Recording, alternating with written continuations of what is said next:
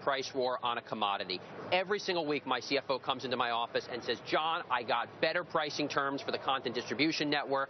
I got better storage. I got better. We use a lot of vendors for these different things. He's always trying to take a victory lap. And by now, he walks, I go, Mark, how much cheaper is it now, right?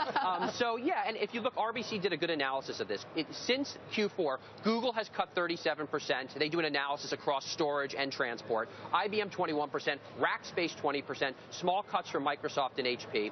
TechCrunch says storage cut 36 to 65%.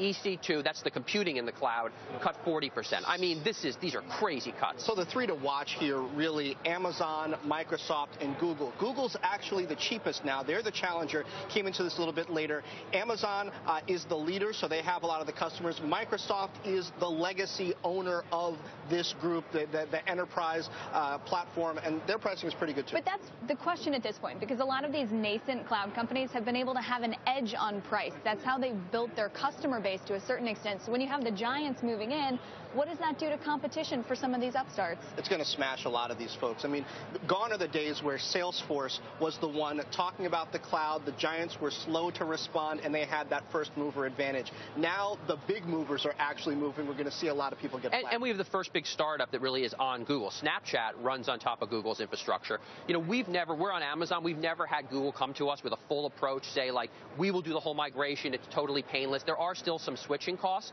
but those switching costs are becoming less and less every day with these transport layers and these storage layers. How does it relate to a box or a Dropbox? I think the way it relates there, not directly in these particular players, but take EMC, which is the big enterprise storage company.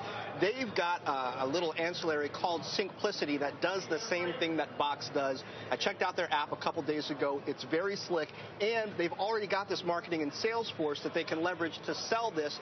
Box is spending twice as much as they're taking in on marketing and sales. When EMC really continues to gear that up, it's going to be trouble for them. You guys are like secret shoppers of the tech world. Well, you know, it's funny. We use Dropbox at BuzzFeed, and we've looked at using Box as well. There are a few things that are not quite right for our needs. We move huge amounts of images and things like that. So there is room for innovation in these spaces and differentiation. I think we happen to be at a point in the cycle where there's not a lot of differentiation, either at the low level, like an EC3 type thing, or at the high level of Box, Dropbox. Give your CFO a raise. Tell him hi for us. Well, no, they're just free. He just gets it every time. I should say to him, stop telling me that you did good work on that. That's an easy get. Thanks a lot, John. Okay. John Steinberg, John Fort.